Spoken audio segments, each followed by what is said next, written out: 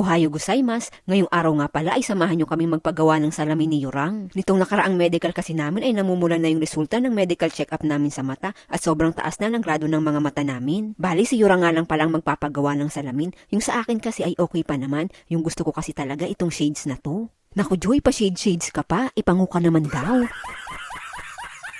Naalala ko tuloy dati nung bata pa ako, iniiwasan ko talaga tong mga salamin sa mata. Naniwala kasi ako dati na bawal to sa mga pango, masisira lang daw kasi at mahuhulog lang. At tumatak nga din sa isipan ko nung bata pa ako na ang sukatan ng pagiging maganda ay ang pagiging matangos ang ilong. Kapag pangu ka, bawal kang sumali sa pageant, yung matatangos ang ilong lang dapat. Hanggang sa isang araw nga nakita ko si mama na nakikipag-away dahil sa pagtatanggol sa ilong ko. Siguro sa paningin ni mama, pang Barbie yung ilong ko. Kaya simula talaga nung araw na yun, ipinangako ko sa sarili ko na yung minamaliit nilang pango, balang araw aangat din sa buhay. At balang araw, tatangos din ang ilong. Charis!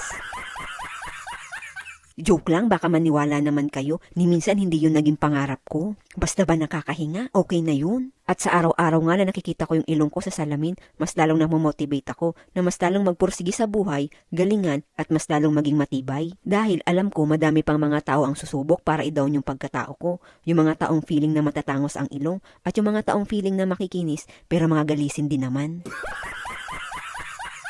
Naku, sorry Lord, nagkakasala na naman ako. Dito na nga tayo at mamimili pa tayo. Bala kasi talaga namin ni Yurang matuto na mag-bake-bake at gumawa ng mga tinapay. Kaya malamang sa mga susunod naming video, yung try at error na paggawa namin ng tinapay ang mapapanood nyo. Kaya bumili na nga kami dyan ng mga harina na gagamitin namin sa paggawa ng mga tinapay. At syempre, bumili na din kami dyan ng mga sardinas para pag petsa di peligro na ay may mahuhugot tayong pang-ulam. Abay, nung pinuntaan ko nga si Yurang ay bising-busy na naman dito sa mga king crab at gustong-gusto niya na raw makatikim neto. Kaya sabi ko ay hindi pa natin kaya bumili niyan at sobrang mahal. Pwede ba itong mga hipon mo nang bilihin natin? At ito pa lang yung afford ng budget natin. Hindi naman siguro nagkakalayo ang mga lasa niyan.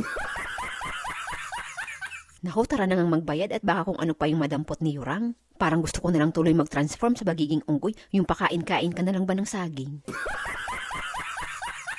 Ang hirap ba naman kasi mag-budget, lalo na kung yung sahod mo ay sumasakto lang sa pangangailangan mo at sobrang mahal pa ng mga bilihin. Iniisip ko tuloy, paano na lang ako makakapag-ipon ng pang-rhinoplastiko neto?